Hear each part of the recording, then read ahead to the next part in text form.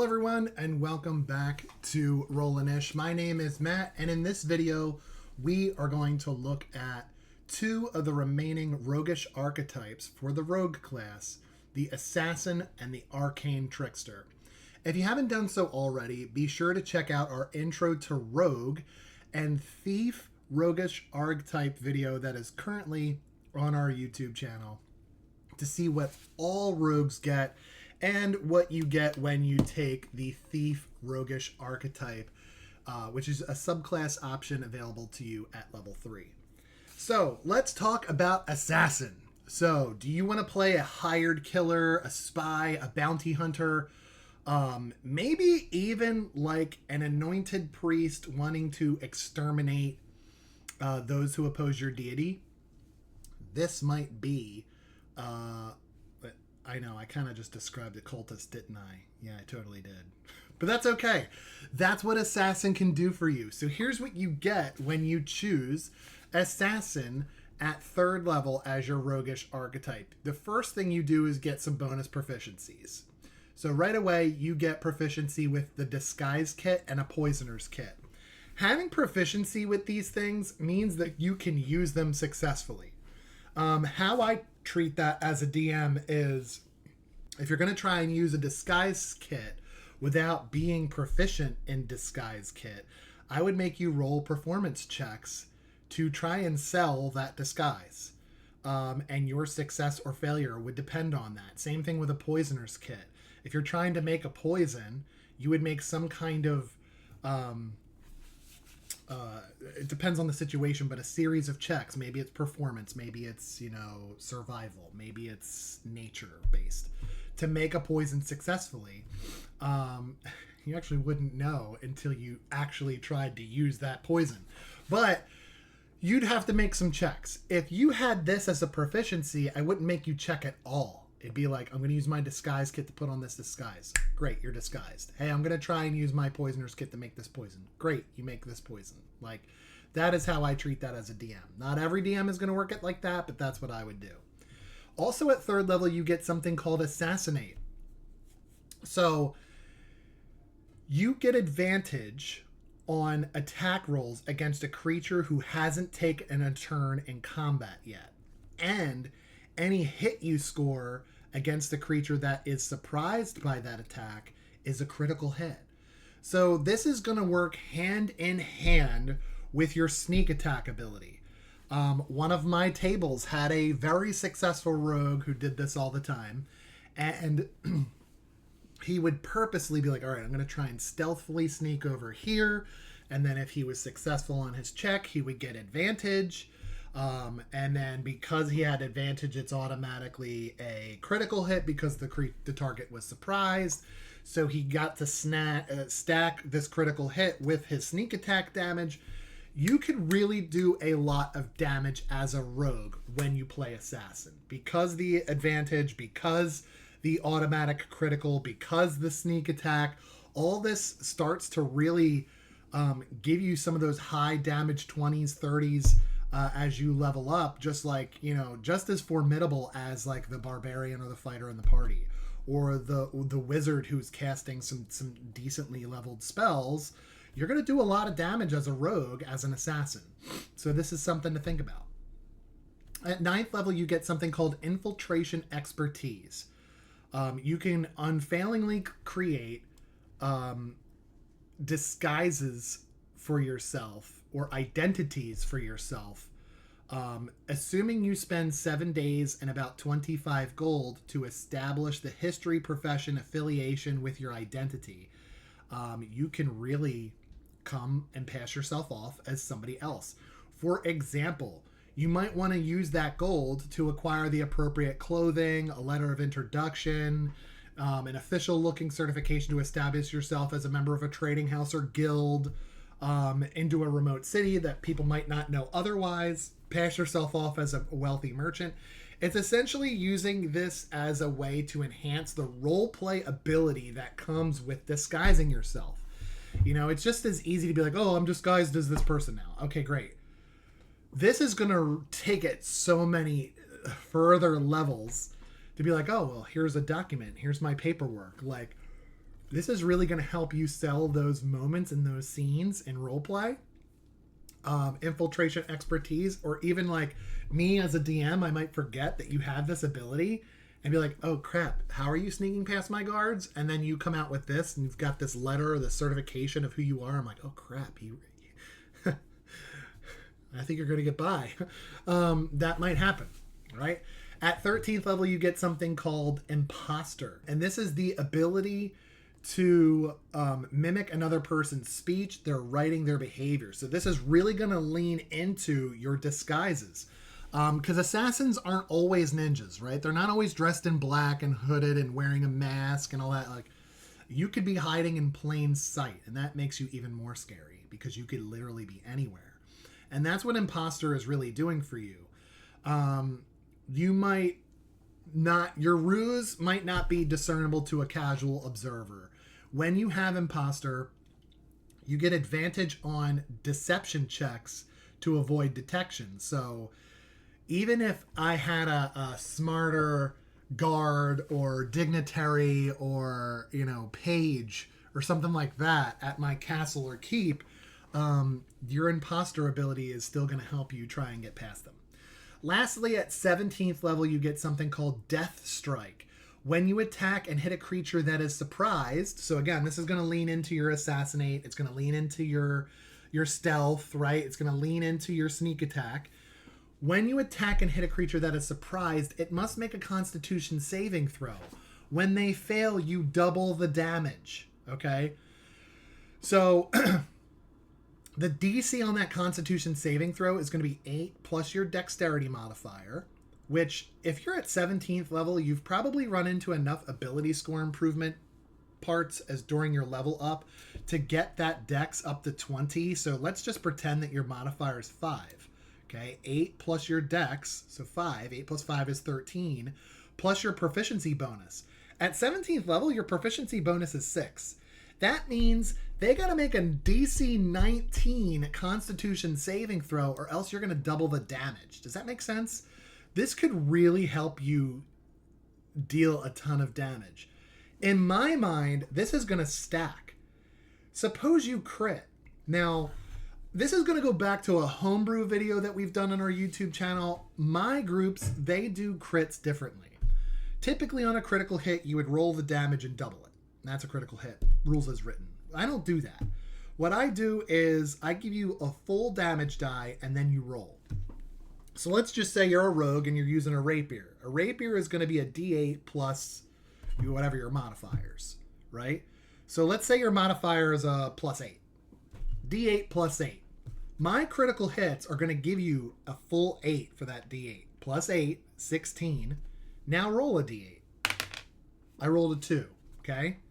It's 18 total damage on the crit. That feels much more critical than rolling a 2 on your die and doubling it to 4 and then adding your bonus, right? So it just makes critical hits a little bit more critical. I know that Realmsmith does this. Jason Acevedo is a great DM. I know Dungeon Dudes, I think, do the same thing. That's where we got it from. But so that's how we use crits. Now, imagine that with Death Strike, right? We rolled a crit and it was 18 points of damage. Death Strike says to double that. That's 36 points of damage. See what I mean? So as a DM, that's how I interpret that rule of Death Strike. As long as they fail that Constitution saving throw, I'm going to double my damage. Especially when I crit, that is going to be a huge, huge deal. So that, my friends, is Assassin. It's really going to lean into your ability to sneak around, disguise yourself, to get... The whole point is to get that sneak attack, to get the advantage, because then your abilities really start to come into play there. Arcane Trickster is a different kind of rogue altogether. This is going to be a rogue that is going to fine-tune their skills in stealth and agility with magic instead of precise skill. Learning tricks of enchantment and illusion to help you. This is going to be the type of rogue that's going to be really good at being a burglar, a pickpocket, a prankster, someone who makes mischief to use as a distraction for the party, stuff like that. You do get access to some spell casting. So the first thing you get at 3rd level when you choose Arcane Trickster is going to be the ability to cast spells. You're not a spellcaster. So I know that's kind of confusing. I don't want you to think like this class is primarily casting spells. You're not. You're still a rogue. You're still sneaking. You're still using your rapier or your scimitar, whatever it is, your daggers. But you have some ability to cast spells. So taking a look at 3rd level, you're going to know 3 cantrips and you're going to know 3 spells. Of those 3 spells, you can cast 2 at 1st level. And the spells that you get access to are going to be from the wizard list, which is great because wizards have, in my opinion, some of the better spells. But you can see here on your table, all the way to 20th level, how many cantrips you get to know, how many total spells you're allowed to know, and how many you can cast with your spell slots, like 4 1st level spells, 3 2nd level spells, 3 3rd level spells, 1 4th level spell. You know, the spell levels go all the way up to 9. You as an Arcane Trickster only go up to about 4th level spells, and you only get 1 of those. So some of the spells that you're going to be utilizing are going to be of the lower level, but if you're focusing on enchantment and illusion, it's really going to help you make distractions or get more sneaky or make an illusion of yourself over here so you can sneak up from behind. Does that make sense? So this is the kind of thing that like is really going to help you out with that kind of tactics, especially on the battlefield. So you got to have some spells and they'll be beneficial to you. One of them, of the 3 cantrips you get right away, is going to be Mage Hand plus 2 others of your choice. Mage Hand is really cool because it's like a magical spectral hand that can manipulate objects. It can't hold a weapon. It's not going to attack. It's not going to punch. But it can try and disarm a trap. It can try and open up a chest. It can try and open a door for you. So if those things are rigged with traps and it blows up, it's not going to hurt anything because the Mage Hand is going to take the blunt of the damage, and who cares? It's a spell. And then you get to pick some spells along the way. For example, if you choose Charm Person, and I love that they use this example in the book, that's a saving throw on your target, and if they fail, they become charmed by you. They have to try and obey your commands, and they view you as a friend. So it's a very good way to manipulate people on the battlefield. The next thing you get is going to be at 3rd level. It's called Mage Hand Legerdemain. This means at 3rd level, when you cast Mage Hand, you can make that hand invisible. And you can perform additional tasks other than like manipulating certain objects, such as stow an object in a hand that is holding a container. So maybe it's carrying around a potion for you. You can retrieve an object in a container worn or carried by another creature. So maybe it can pickpocket for you. And it can use your thieves' tools to try and disarm traps or pick locks for you without you being near the area, which is really, really cool. Doing this stealthily with your Mage Hand, you can roll a sleight of hand check versus your target's perception check. And if you outscore them, you're going to be successful at being sneaky. Also, you can use this Mage Hand as a bonus action as part of your cunning action to control it. So it's not going to take up your action using this invisible hand to do some things for you. Very, very cool. At 9th level, you get something called Magical Ambush.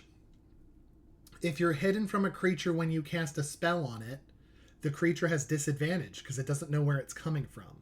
So they have disadvantage on the saving throw to avoid that. At 13th level, you get something called Versatile Trickster. This is the ability to distract targets with your Mage Hand. As a bonus action on your turn, you can designate a creature within 5 feet of your spectral hand created by the spell. Doing so gives you advantage on attack rolls against that creature. So it's kind of like the hand's doing like, hey, or threatening them in some way, where you get advantage when you attack because the hand within 5 feet of your target is making some kind of distraction, which is a very cool way to use your magic. And then at 17th level, you get a feature called Spell Thief. It's the ability to magically steal knowledge of how to cast a spell from another spellcaster. Immediately after a creature casts a spell that targets you or includes you in the area of effect, you can use your reaction to force the creature to make a saving throw with its spellcasting ability modifier. The difficulty class is going to equal your spell save DC.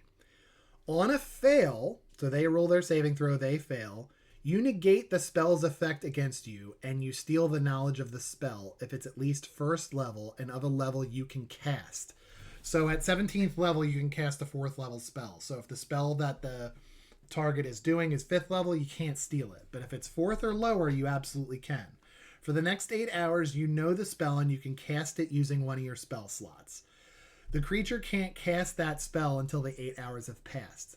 So if you steal Fireball from a mage that is trying to cast it, it's a 3rd level spell, and you steal it from them, you can cast Fireball for 8 hours. That mage you stole it from can't. So not only is it like a way of counter-spelling, but you steal it and they can't use that spell against you on another turn. You know what I mean? Because you stole that spell from them, and it's as if they forgot how to do it for that length of time. And that, my friends, is Spell Thief. So, Arcane Trickster is pretty cool. It's very frustrating for your dungeon master, so I suggest you play it. And that is what your player's handbook has for you as far as your roguish archetypes. It's Thief, Assassin, and Arcane Trickster. There are others in Tasha's Cauldron of Everything, Xanathar's Guide to Everything. There are some third-party supplements that offer some really cool subclasses for all the classes, including Rogue. You can look into those. Just make sure you talk to your dungeon master about that before using it. But yeah, enjoy playing your Assassin or your Arcane Trickster. And come right back here, because in our next videos, we're going to focus on the next class, and that is going to be Sorcerer. We're going to start diving into some of our magic users moving forward. Until then, keep rolling those dice, and we'll see you at the table.